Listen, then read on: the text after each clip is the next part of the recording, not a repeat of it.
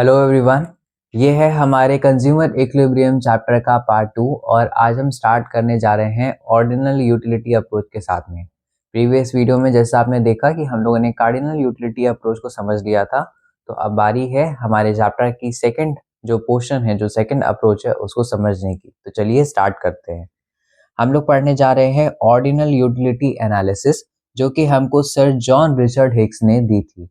जब चैप्टर का इंट्रोडक्शन मैंने दिया था तब मैंने आपको बताया था कि कार्डिनल और ऑर्डिनल यूटिलिटी के बीच का एक डिफरेंस होता है। जो कार्डिनल यूटिलिटी होती है वो क्वांटिफाइबल होती है, it means it can be measured. But जो ऑर्डिनल यूटिलिटी होती है वो क्वांटिफाइबल नहीं होती है। Consumer can just give their preferences and they can rank them in 1, 2 और 3 ऑर्डर, राइट। सो ये हम लोगों ने देखा था।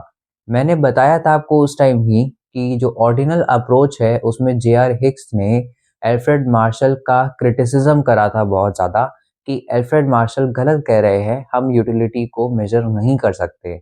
हम उसको जो है वो एक ऐसी चीज़ है, हम प्रेफरेंस तो दे सकते हैं कि ये ज़्यादा पसंद आया है, कम पसंद आया, लेकिन किसी भी पर्सन को कितना सेटिस्फैक्शन हुआ है ये हम मेजर नहीं कर सकते, है ना। तो यहाँ देखिए, यहाँ पे आपको ये क्रिटिसाइज करते हुए ये दिख रहे होंगे। So J R. Hicks criticise professor Alfred Marshall. Why did he criticise? उन्होंने क्रिटिसाइज इसलिए करा था क्योंकि प्रोफेसर अल्फ्रेड मार्शल ने जो बोला वो चीज अनरियलिस्टिक है ना। उन्होंने कहा कि हम किसी का सेटिस्फैक्शन हम मेजर कर सकते हैं एक प्रॉपर एकदम एब्सोल्यूट टर्म्स में, जो कि हम लोगों ने यूटिलिटी का जब हम लोगों ने बेसिक पढ़ा था तो उसकी कैरेक्टरिस्टिक में भी था कि utility is not measurable, it is not absolute, है ना।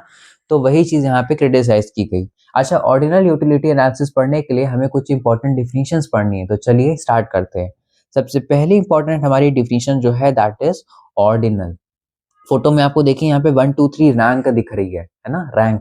सो the term ordinal means ranking और ordering like first, second and third. जब हम किसी चीज को फर्स्ट, सेकंड या थर्ड ऑर्डर में रखते हैं तो उसको हम बोलते हैं रैंकिंग। मान लीजिए आप कहीं पे कुछ खाने गए और आपने 2 खाने के आइटम्स ऑर्डर किए। आपके सामने मोमोज आए हैं और रोल्स आए हैं, है ना। अब आपके मन में आएगा कि पहले इसको खा लेता हूँ फिर दूसरे टाइम पे इसको खाऊंगा। या जनरली ऐसा होता है, जैसे मैं कहीं खाने आने जाता हूँ और कोई फ्रेंड कोई चीज ऑर्डर कर दे, 3 या 4 चीजें आ जाएं, उसमें जो चीज मुझे नहीं पसंद है, जिसका टेस्ट अच्छा नहीं लगता है, मैं उसको सबसे पहले फिनिश करता हूँ। मैं उसको पहले क्यों फिनिश करता हूँ कि उसका जो टेस्ट है वो खत्म हो जाए, फिर मैं अच्छी चीज बाद में खाऊंगा। तो ये मेरी खुद की प्रेफरेंस है। ऐसे ना आपकी प्रेफरेंस हो सकती है, सबकी अलग अलग प्रेफरेंस होती है। तो ये क्या है? This is ranking. तो यहाँ पे देखिए आपको डायग्राम दिख रहा है, उसमें 1, 2, 3 के वहां पे स्लैब्स बने हैं। The next we have ordinal utility. What is ordinal utility? The term ordinal utility implies that the consumer is capable of simply comparing the utility derived from different goods or different units of the same good. Ordinal utility मतलब क्या है? जो आपने ऊपर अभी देखा वो ordinal का मतलब था। ऑर्डिनल यानी रैंकिंग देना। ऑर्डिनल यूटिलिटी का मतलब क्या है? ऑर्डिनल यूटिलिटी, ऑर्डिनल मतलब रैंकिंग वाला टर्म और सेटिस्फैक्शन वाला टर्म जब दोनों मिल गए, इसका मतलब ये है कि consumer is capable of simply comparing the utility. Consumer सिर्फ कंपेयर कर सकता है कि मुझे इससे ज्यादा सेटिस्फैक्शन मिलेगा कि मुझे दूसरी कमोडिटी से ज्यादा सेटिस्फैक्शन मिलेगा। ठीक है, मान लेते हैं आप कहीं बाहर कुछ खाने गए, आप पाव भाजी और डोसा खाने गए, तो दोनों में से आपको सबसे ज्यादा कौन सेटिस्फाई करेगा, आपको बहुत अच्छा क्या लगेगा, that is up to you, है ना। अब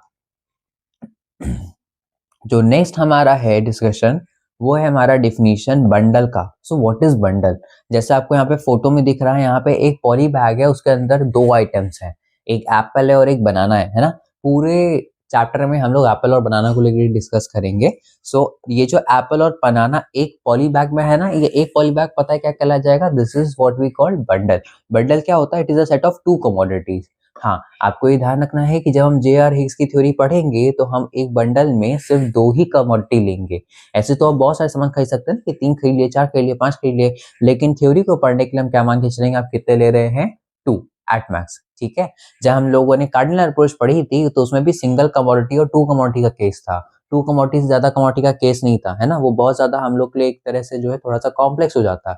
इसलिए अभी हम सिर्फ और सिर्फ 2 कमोडिटी को लेके समझेंगे। तो जब भी 2 कमोडिटी साथ में ली जाएंगी तो हम उसको क्या बोल देंगे? It is a bundle. तो यहाँ पे आपको जैसे कि ये पॉली बैग में 2 दिख रहे हैं फ्रूट्स, एक एप्पल और बनाना, तो फिर ये जो आपको दिख रहे हैं ये क्या है, ये दोनों क्या है, ये बंडल है, ठीक है, इनको हम बंडल कहेंगे यहाँ पे। So it is the set of to commodities that a consumer can buy with his given income at a prevailing market price. ठीक है, इनकम उनकी गिवन होगी, इनकम उनकी फिक्स होगी। पहला एजम्पशन दिया था ना, जैसे मान लीजिए कोई पर्सन है वो 200 रुपीज अर्न करता है, तो वो 200 रुपीज में ही उसी के लिमिट के अंदर, उसके बियॉन्ड ना जा करके कितने बंडल्स परचेज कर पाएगा, मतलब कितनी सेट ऑफ कमोडिटी ले पाएगा, दो की, it is a bundle. Now what is budget set?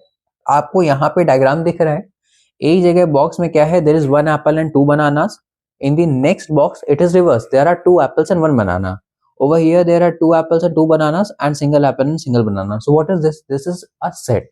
मतलब कि आप कितने बनाना के वेरिएशन ले सकते हैं, आप कितने एप्पल के वेरिएशन ले सकते हैं। मान लीजिए जैसे कि आप चिप्स और बिस्किट लेने गए, तो जरूरी नहीं कि आप एक ही बिस्किट एक ही चिप्स लेके आए, हो सकता है कि आप 5 वाले 2 चिप्स लेके आए और एक बिस्किट का पैकेट लेके आए, या वाइस वर्सा आप एक चिप्स का पैकेट लेके आए, 2 बिस्किट के लेके आए, या आप उसको और भी वैरी कर सकते हैं, है ना। तो जितने भी ऐसे कॉम्बिनेशन बन सकते हैं, इन सारे कॉम्बिनेशन को हम बोलते हैं budget set. So what is budget set? Budget set यानी set of all the bundles that consumer can buy with this given income at prevailing market price. ठीक है, set of all the bundle, सारे bundles का set जितना वो given market price पे ले सकता है, इसको हम क्या बोलते हैं, इसको हम बोलते हैं बजट सेट।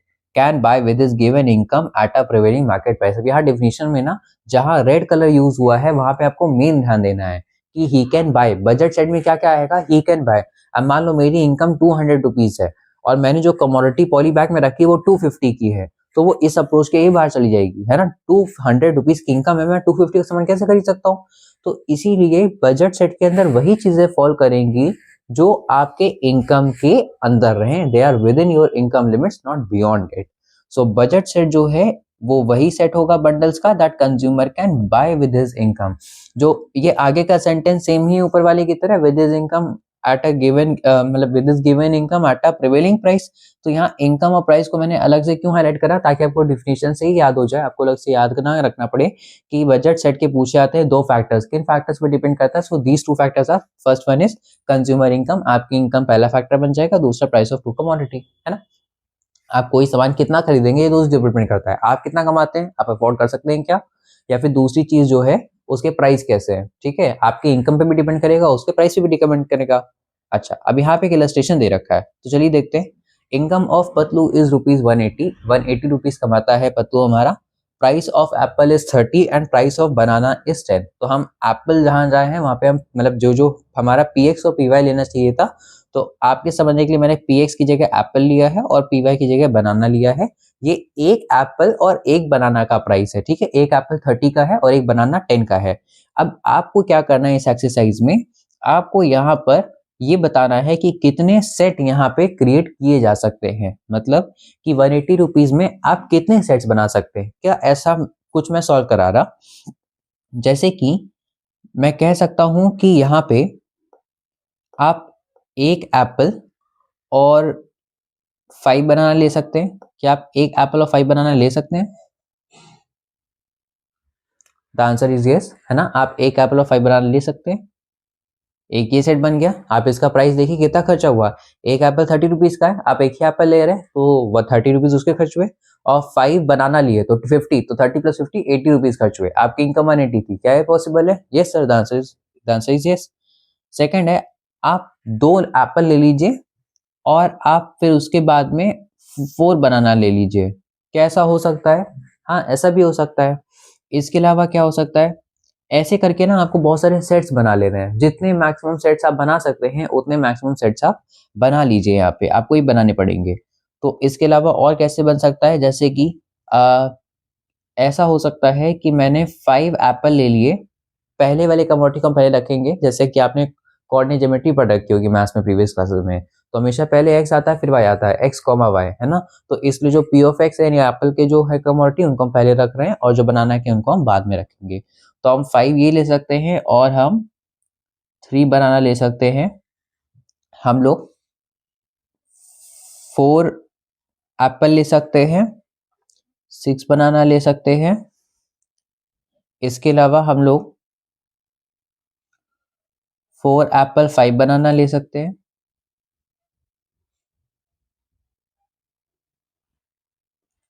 3 एप्पल और 9 बनाना ले सकते हैं,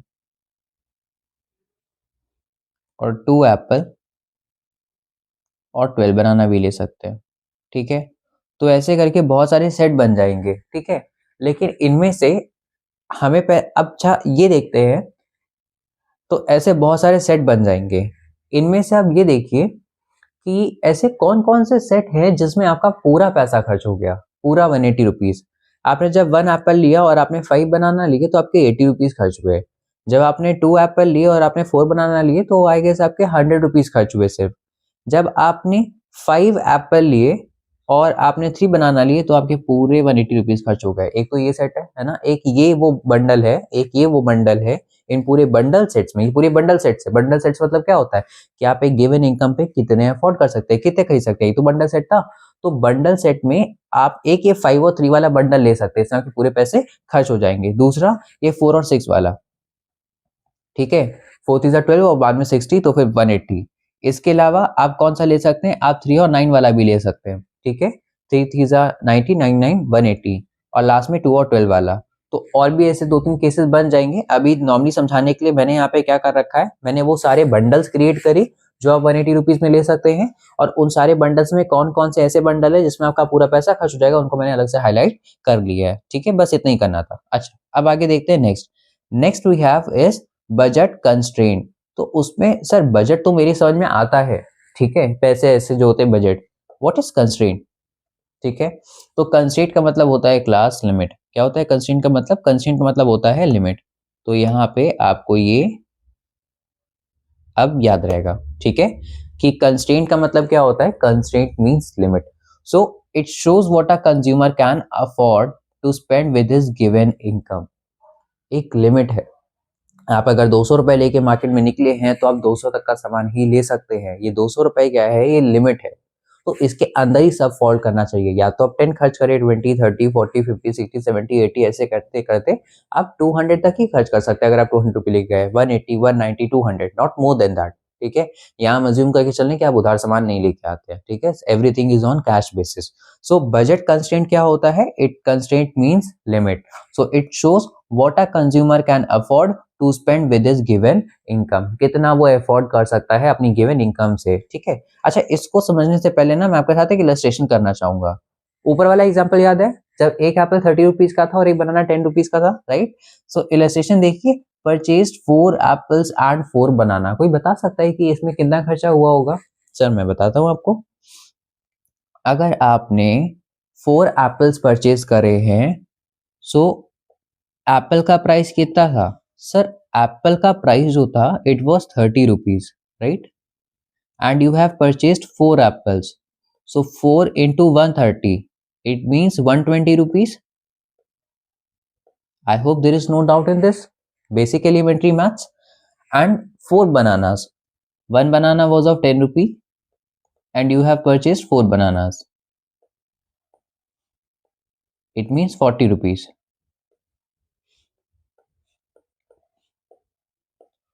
So total you have spent 160 rupees. Okay. How much was your income? आपकी इनकम कितनी है? आपको अपनी ओरिजिनल फिगर नहीं बतानी है। ऊपर वाले एग्जांपल में सब कनेक्टेड चल रहा है। कितनी इनकम थी तब आपकी? पतलू कितनी इनकम थी? 180 थी, राइट? ठीक है, तो 180 रुपीज है और आप कितने का यहाँ पे खर्चा कर रहे हो? 160 का। क्या 160 180 से कम है? Yes sir, the answer is yes. 160 is less then 180 rupees. ठीक है, बस यही यहाँ पे लिखा है बजट कंस्ट्रेंट। यही बजट कंस्ट्रेंट है। It shows what a consumer can afford. अभी यहाँ पे इस कंज्यूमर ने, पत्तू ने कितना अफोर्ड करा? 160 रुपीज का सामान अफोर्ड करा। क्या ये 160 180 से कम है? The answer is yes. तो देखो यहाँ पे लिखा हुआ है जो भी आप सामान परचेज करोगे उसका जो भी टोटल प्राइस आएगा, वो जो भी फिक्स प्राइस आएगा, वो आपके अवेलेबल मनी यानी आपकी गिवन फिक्स्ड इनकम से क्या होगा, या तो वो इसको इक्वल हो सकता है या तो वो उससे लेस हो सकता है, उससे बड़ा नहीं हो सकता, उसके आप बियॉन्ड जाके नहीं खर्च कर सकते। अब ये जो फॉर्मूला लिखा है, ये फॉर्मूला और इस वर्किंग को देखिए जरा। क्या 160 लाने के लिए आपने एप्पल के 120 रुपीज और बनाना के 40 रुपीज ऐड करे? The answer is yes. क्या इस 120 पे पहुंचने के लिए आपने 4 एप्पल लिए थे तो चारों एप्पल को उनके प्राइस से मल्टीप्लाई करा? तो बस यहाँ पे भी वही करा गया है। कि यहाँ पे आपने 4 एप्पल लिए, उनको चारों के उनके प्राइस से मल्टीप्लाई करा, आपने 4 बनाना लिए, आपने उसके प्राइस से मल्टीप्लाई करा और दोनों को क्या कर दिया, add. As simple as that.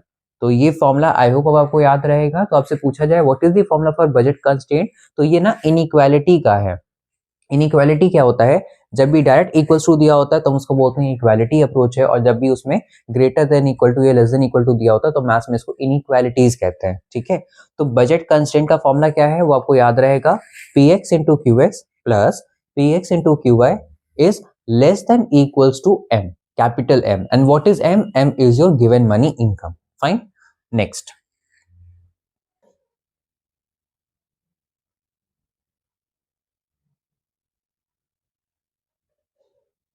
अब हमारा नेक्स्ट डिस्कशन जो है वो है बजट लाइन का। ठीक है, तो अब समझते हैं बजट लाइन क्या है। It represents the different bundles that a consumer can purchase by spending his total income eight prevailing prices. आप एक बार सेंटेंस याद करेंगे आपको याद हो जाएगा, बार बार प्रिवेलिंग प्राइसेस और कुछ कॉमन वर्ड यूज हो रहे हैं यहाँ पे। It represents the different bundles, वो सारे सेट ऑफ डिफरेंट बंडल्स, वो सारे सेट ऑफ डिफरेंट बंडल्स जो एक कंज्यूमर क्या कर सकता है, परचेज कर सकता है by spending his total income, अपनी पूरी इनकम खर्च करके। बजट कंस्ट्रेंट में क्या था, आपको अपनी इनकम के अंदर ही रह के खर्च करना है, तो आप कम भी खर्च करोगे ना तो चलेगा। लेकिन बजट लाइन में क्या है, बजट लाइन में आपको ऐसे सामान खरीदना है कि आपका पूरा पैसा खर्च हो जाए। तो इसी के लिए अभी जो पहले हम लोगों ने एग्जांपल करा था, तो वहां पे हम मैंने कुछ हाईलाइट भी करवा दिए थे। ये कैसे बजट थे, ये वो हमारे बंडल्स थे, ये वो हमारे बंडल्स थे जिनमें हमारा पूरा पैसा खर्च हो रहा था, है ना। तो ये यहाँ पे जो हम बात कर रहे हैं बजट लाइन की, वहां पे इन्हीं बंडल्स का डिस्कशन हो रहा है जिसमें आपका पूरा पैसा खर्च होगा। तो आप जरा इसको दो तीन को याद कर लीजिए, 5/3, 4/6 और 3/9। 5/3, 4/6 और 3/9। 5/3, 4/6 और 3/9। ठीक है, अब जरा सुनिएगा, मैंने अभी आपको बताया बजट कंस्ट्रेंट का फॉर्मूला क्या होता है, price into its quantity P X Q X plus P X Q Y is less than equals to M, क्योंकि वहां पे कंस्ट्रेंट है, वहां पे लिमिट है। लेकिन अगर मैं बात कर रहा हूं आपसे बजट लाइन, ठीक है, अगर मैं आपसे बात कर रहा हूं बजट लाइन की, तो बजट लाइन का मतलब क्या होता है कि आपका पूरा पैसा खर्च हो जाना चाहिए। तो फॉर्मूला तो सेम रहेगा, P X Q X plus P Y Q Y, लेकिन लास्ट में जो इनइक्वालिटी लग रही थी ना, लेस देन एम, अब वो नहीं लगेगा, वहां पे क्या हो जाएगा, इक्वल्स टू एम, क्योंकि आपका पूरा मनी इनकम एक्सपेंड होना चाहिए, राइट। तो वहां पे इक्वल्स टू आ जाएगा। तो देखिए बजट लाइन की इक्वेशन, ठीक है, वही सेम है, इजी है। यानी जो बजट कंस्ट्रेंट की है वही बजट लाइन की है, बस डिफरेंस छोटा सा है कि वहां पे लेस देन इक्वल्स टू का साइन होता है और यहाँ पे किसका साइन रहेगा, इक्वल्स टू का। आई होप इसमें कोई भी दिक्कत नहीं है। ठीक है, इसका एग्जाम्पल यहाँ पे जैसे कि अगर मैं लिखना चाहूँ, तो आपने अभी यहाँ पे ऊपर मैंने केसेस बना रखे हैं ना, 5/3, 4/6 और 3/9 के, 4 और 6 का कर लेते हैं। तो देखिए, जैसे मान लीजिए कि आपने 4 एप्पल लिए for 30 rupees which will be 120, and आपने 6 बनाना लिए for 10 rupees which will be 60, और दोनों को ऐड करोगे तो कितना हो जाएगा, 180, है ना, यही होगा। और 180 क्या है, ये हमारी टोटल इनकम है। फर्स्ट एग्जांपल, फर्स्ट इलस्ट्रेशन हम देखते आ रहे थे कि हमारे केस में हम लोग क्या एग्जांपल लेके चल रहे थे कि उस पर्सन के पास 180 रुपीज है, राइट। अब बजट लाइन में प्लॉट कैसे करेंगे, आई होप आपने मैथ्स में कोऑर्डिनेट ज्योमेट्री पढ़ रखी है। ठीक है, नहीं पढ़ रखी है तो अभी रिवाइज हो जाएगी, बस थोड़ा सा हमें समझना है कि ये जो वर्टिकल होता है, वर्टिकल एक्सिस को हम बोलते हैं बेटा वाई एक्सिस, ठीक है, और जो हॉरिजॉन्टल होती है इसको हम बोलते हैं एक्स एक्सिस। ठीक है, जो भी हमें कोई भी पॉइंट का एड्रेस दिया होता है, ठीक है, इनको पॉइंट का एड्रेस बोलते हैं। जैसे लिखा है ना 5/3, 4,6, 3,9, ये एड्रेस है पॉइंट्स के। तो ये किस फॉर्म में दिए हैं पता है आपको, एक्स कॉमा वाई में, इनको हम एक्स कॉमा वाई में बोलते हैं। जो पहले वाले एक्स हैं इनको हम बोलते हैं एप्सिका, और जो आगे वाले हैं उनको बोलते हैं ऑर्डिनेट। ठीक है, ज्यादा जोर मत दीजिए आप अपने दिमाग पर, ये आपसे नहीं पूछा जाएगा कि एप्सिका और ऑर्डिनेट क्या होता है। यहाँ पे ये जो है ये एक्स वाले टर्म्स हैं, ये जो है ये वाई वाले टर्म्स हैं। तो जरा प्लॉट करना देखते हैं कैसे प्लॉट होगा। कह रहा है पहला वाला जो है x5 लो और y3 लो। तो चलिए जरा लेते हैं, x हमें क्या लेना है, 5 लेना है।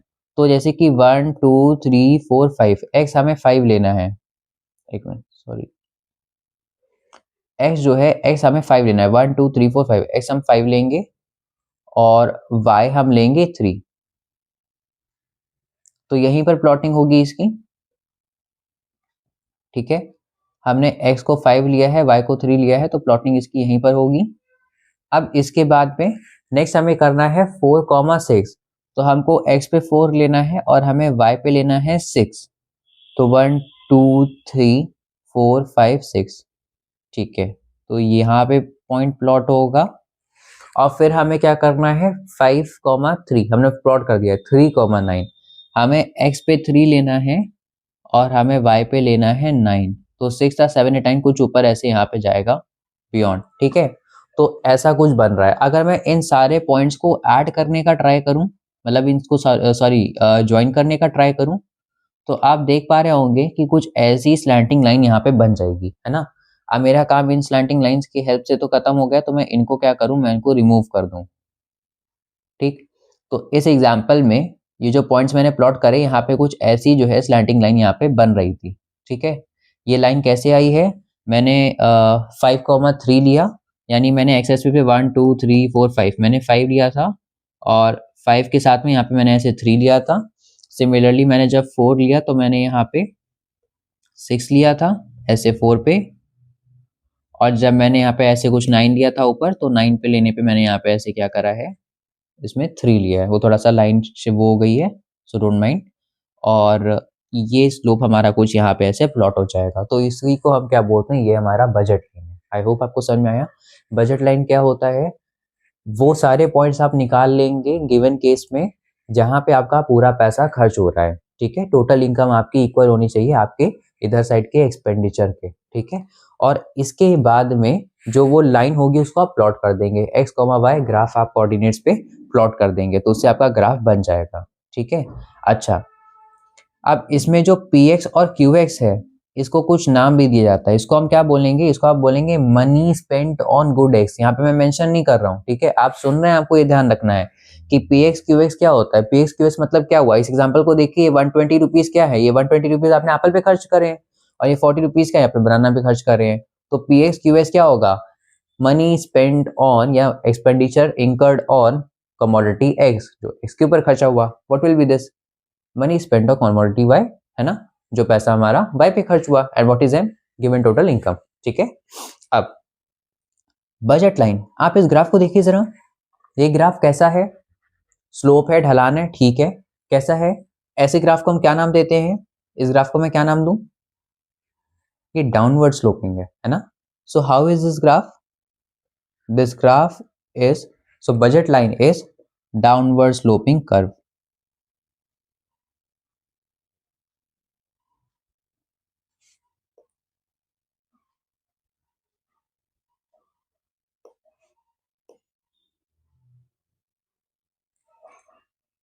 ठीक है। जो बजट लाइन है वो क्या होता है, वो डाउनवर्ड स्लोपिंग कर्व होता है। अब आगे पूछ रहा है what does it imply and why, downward sloping से हमें क्या समझ में आता है, ठीक है, और ऐसा क्यों होता है।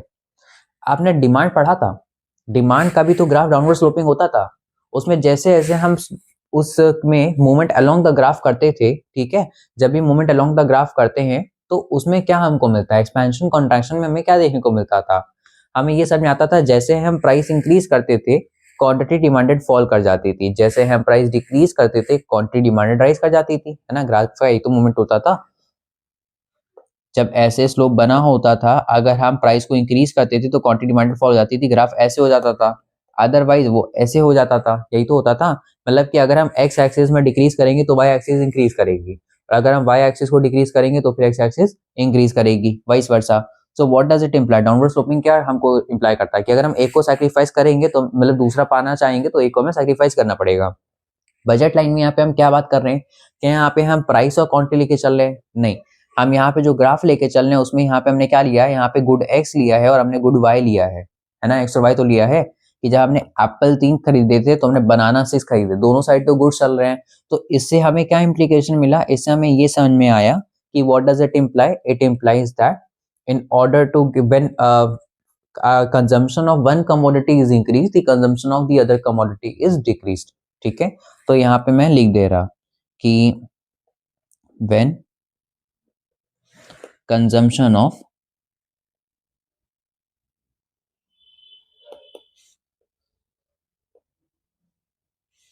one commodity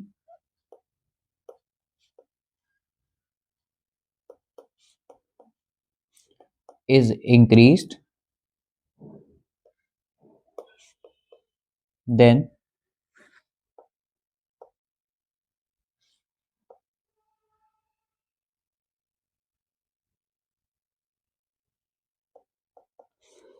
other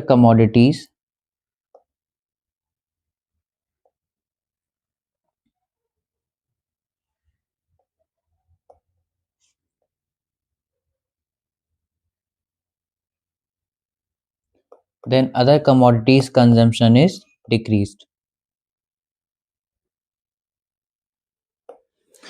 उसी में आगे क्वेश्चन पूछा एंड वाई, ऐसा क्यों होता है, ठीक है।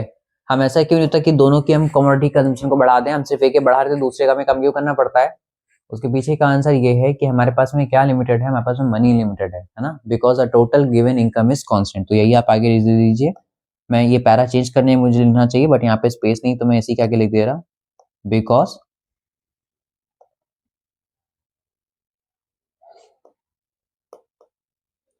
मैंने यहाँ पे एब्रीविएशंस में लिखा है, ठीक है। आप अपने पास नोट्स में फुल में लिखिएगा। बिकॉज एम एम का मतलब क्या है यहाँ पे, total income, because total income is के फॉर कांस्टेंट, क्योंकि हमारी टोटल इनकम क्या है, वो फिक्स्ड है। Now comes the next topic which is slope of budget line, कि बजट लाइन का स्लोप यहाँ पे कैसा आएगा, ठीक है। तो बजट लाइन का स्लोप तो हम लोगों ने सिंपली सीख लिया ना, डाउनवर्ड स्लोपिंग स्लोप बनेगा इसका, एज सिंपल एज दैट, ठीक है। इसके अलावा इस स्लोप का क्या मतलब, स्लोप को कैसे डिराइव करते हैं, तो स्लोप को डिराइव करने का जो फॉर्मूला है हमारा वो है P X by P Y, price of X upon price of Y commodity. तो इसका आप रेशियो निकाल लेंगे, यही क्या बन जाएगा क्लास, यही स्लोप बन जाएगा। स्लोप ऑफ बजट लाइन को हम और क्या बोलते हैं, it is also known as market rate of sacrifice. Market rate of sacrifice ये कह रहा है कि मार्केट की कंडीशंस के अकॉर्डिंग जब आप किसी एक गुड को पाना चाहते हैं तो आपको दूसरे गुड का सैक्रिफाइस करना पड़ता है, और आपको कितने गुड्स को पाने के लिए कितने गुड्स का सैक्रिफाइस करना पड़ेगा, यही क्या है, this is MRE, market rate of sacrifice, ठीक है। सिंपल सी बात है, आई होप इसमें कोई भी दिक्कत नहीं है। So what is market rate of sacrifice, market rate of sacrifice requires, ये देखिए, rate of sacrifice required by market to obtain one extra unit of other good. आप जैसे ही दूसरे गुड की एक एक्स्ट्रा यूनिट पाना चाह रहे हैं तो आपको जो भी सैक्रिफाइस करना पड़ेगा उसी सैक्रिफाइस को हम क्या बोलते हैं, हम बोलते हैं MRE, market rate of sacrifice. I hope समझ में आया, ठीक है, ठीक। अब हमारा जो नेक्स्ट टॉपिक आ रहा है वो है shift in budget line. Budget line क्या है, कभी कभी बजट लाइन क्या बताई थी कि आप अपनी टोटल इनकम से इतना सामान खरीद सकते हैं, और उस लाइन पे अगर आप सामान खरीदेंगे तो आपका सारा पैसा क्या होगा, खर्च हो जाएगा, है ना। शिफ्ट इन बजट लाइन ये क्या बता रहा है कि बजट लाइन कभी कभी हो सकता है कि आगे बढ़ जाए या तो फिर वो पीछे आ जाए, तो हमको बस रीजंस लिखने हैं कि ऐसा क्यों होगा। देखिए यहाँ पे बजट लाइन आगे बढ़ गई, इंक्रीज हो गया है, बजट लाइन आगे क्यों बढ़ जाएगी। अगर आप पहले 200 रुपए तक का बजट लेके चलते थे, आज आप 300 रुपए का बजट लेकर के चल रहे हैं, या जैसे आप पहले 10 सामान खरीदने का बजट रखते थे तो आज आप 15 सामान खरीदने का बजट रख रहे हैं। तो ऐसा क्यों हुआ होगा, या तो पहला रीजन हो सकता है कि आपकी इनकम बढ़ गई है, इसीलिए आप ज्यादा अफोर्ड कर पाएंगे, करेक्ट। तो यहाँ पे पहला रीजन क्या है कि जो आपकी इनकम है वो इनकम क्या हो गई है, इंक्रीज हो गई है। तो उसी से हमको समझ में आ रहा है पहला रीजन कि बजट लाइन डिक्रीज करने का पहला रीजन क्या हो सकता है। सो बजट लाइन डिक्रीज करने का पहला रीजन यही बन सकता है कि आपकी इनकम में फॉल हो गया होगा। दूसरा क्या रीजन हो सकता है मेन, कि जो प्राइस था कमोडिटी का, है ना, पर दोनों का साथ में, ठीक है, दोनों का साथ में, क्योंकि यहाँ पे आप देख पा रहे हो तो ये भी आगे बढ़ा है, ये भी आगे बढ़ा है ना, एक्स का भी और वाई का भी। तो दोनों के जो प्राइसेस हैं वो प्राइस क्या हो गए हैं, फॉल हो गए हैं। अब वो चीज सस्ती हो गई है इसलिए हम ज्यादा खरीद पा रहे हैं, और यहाँ पे क्या हो जाएगा, जो प्राइस है वो क्या हो गए होंगे क्लास, वो राइज हो गए होंगे, ठीक है। नेक्स्ट हमारा टॉपिक है budget space. What is budget space, ये जो बजट लाइन है ना, इस बजट लाइन में जितना पोर्शन शेडेड है, अगर मैं बात करूं ये बजट लाइन का, तो ये बजट लाइन आपको वो शो कर रहा है पॉइंट, वो आपको एक्स और वाई की आपको मतलब मैं कह सकता हूं कि बंडल शो कर रहा है आपको, वो सेट शो कर रहा है जिन सेट पे आपका पूरा पैसा खर्च हो जाएगा, है ना। ये पूरे बंडल सेट्स में ये वो वाले सेट्स थे जिनमें आपका पूरा पैसा खर्च हो जा रहा था, ठीक है। तो ऐसे में जो लाइन है, अगर आप उस पे फॉल करेंगे तो आपका पूरा 180 रुपीज खर्च होगा। अगर आप उसके बियॉन्ड पीछे आ गए, इसका मतलब जो मैंने यहाँ पे स्लोप बनाया था ऊपर, ठीक है, एक्स और वाई को लेके, अगर मैं कहीं यहाँ प्लॉट करूँ या यहाँ प्लॉट करूँ या कहीं यहाँ पे ऐसे मैं प्लॉटिंग करना चाहूंगा, तो वो जो है वो बजट लाइन के अंदर आ रहे हैं। यानी इनमें क्या है, इनमें मुझे कोई भी दिक्कत नहीं होगी। यहाँ पे बजट कंस्ट्रेंट लगेगा कि गिवन इनकम से हम कम पैसा खर्च कर रहे हैं, राइट। सो बजट स्पेस क्या है, बजट स्पेस में दो चीजें हैं, या तो आप अटेन कर सकते हैं या तो आप नहीं अटेन कर सकते हैं। अगर मैं बजट लाइन के बाहर कोई पॉइंट ले लूंगा, तो वो जो पॉइंट है उस पॉइंट को आप क्या बोलेंगे कि ये जो पॉइंट है, ये पॉइंट हमारा क्या है, ये अनअटेनेबल है, ये बजट लाइन के बाहर है ना, बजट लाइन के बाहर है। तो बजट लाइन के ऊपर चला गया तो एक्स कमोडिटीज भी ज्यादा इंक्रीज हो गई होंगी, वाई भी, मतलब उनका वैसा सेट है जो आप अफोर्ड नहीं कर सकते। क्यों? क्योंकि आपकी इनकम उतनी नहीं है। तो ये क्या है, ये जो बाहर वाला पॉइंट है ये है अनअटेनेबल, ठीक है। और बजट लाइन पे मैं पॉइंट ले लूं या बजट लाइन के अंदर पॉइंट ले लूं, तो ये वाले जो पॉइंट्स हैं, ये वाले पॉइंट्स क्या होंगे, ये वाले पॉइंट्स होंगे क्लास अटेनेबल, ठीक है। आई होप इसमें कोई दिक्कत नहीं होगी। सिंपल सी चीज थी कि बजट लाइन पर और बजट लाइन के अंदर जितनी भी पॉइंट्स फॉल करेंगे वो सब हम अटेन कर सकते हैं, यानी वो सारे हम सेट खरीद सकते हैं। लेकिन बजट लाइन के बाहर चला गया, बियॉन्ड चला गया, तो वो हम खरीद नहीं सकते हैं।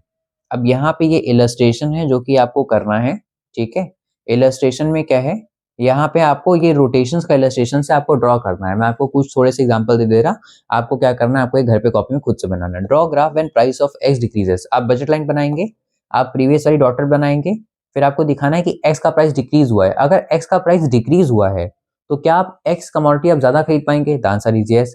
क्या एक्स कमोडिटी नीचे एक्स एक्सिस पे थी? The answer is yes. यानी अब क्या y में चेंज आया है? नहीं, तो y का पॉइंट तो यहीं पे रहेगा, बस x का आगे बढ़ जाएगा। यानी ये ग्राफ ऐसा हो जाएगा। फिर से पहले ये ग्राफ जो है जैसे नॉर्मल था ना, इसी ग्राफ को देख लेते हैं। तो अब क्योंकि क्या हुआ कि x का प्राइस कम हो गया है, तो आप x को ज्यादा खरीद पाएंगे, तो x का लाइन आगे जाएगा, लेकिन y में तो कुछ नहीं बोला क्वेश्चन है, y वहीं पे रहेगा, तो बस लाइन अब ऐसे टिल्ट हो जाएगी, ठीक है। Draw graph when price of y increases. जब y का प्राइस इंक्रीज हो गया, x के बारे में कुछ बोला है क्या क्लास? नहीं बोला है, तो यहीं पे रखिएगा y का प्राइस इंक्रीज हो गया। जब y का प्राइस इंक्रीज होगा तो y की कमोडिटी हम कम खरीद पाएंगे, तो यहाँ पे ये नीचे आएगा और ये कुछ ऐसा बन जाएगा। कोई दिक्कत है क्या? नहीं। सी वाला खुद से देखिएगा, डी वाला देखिए, decrease in income and decrease in price. इसको देखो, डिक्रीज इन इनकम, जब आपकी इनकम डिक्रीज करती थी तो बजट लाइन क्या होती थी? Leftward shift. देखिए यहाँ पे ये क्या होता है, लेफ्टवर्ड शिफ्ट। बजट लाइन पीछे आ जाती है, कब? जब आपकी इनकम डिक्रीज करती है। अब हम नहीं खरीद पाएंगे। कह रहा है इनकम हमारी डिक्रीज कर गई थी, यानी जो हमारा बजट लाइन था वो ऐसे पीछे आ गया होगा, ठीक। कह रहा है and decrease in price, price भी सस्ते हो गए। जब प्राइस डिक्रीज होता है तो हमारा जो बजट लाइन होता है वो राइटवर्ड शिफ्ट लेता है, वो आगे आ जाता है।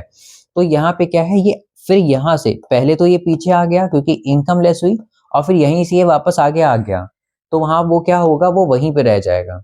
आई होप आपको समझ में आ रहा है। यहाँ पे भी देखिए, जो बजट लाइन थी, बजट लाइन में हमारी इनकम डिक्रीज हुई तो वो पीछे आया, और पीछे ही आया था कि प्राइस डिक्रीज हो गए। जैसे प्राइस डिक्रीज हुए तो प्राइस डिक्रीज होने पे क्या होता है, आगे बढ़ती है। तो बजट लाइन यहाँ से फिर से आगे गई, तो हम पीछे जाके उतना ही फिर से वापस आ गए, तो जहां खड़े थे वहीं रहेंगे ना।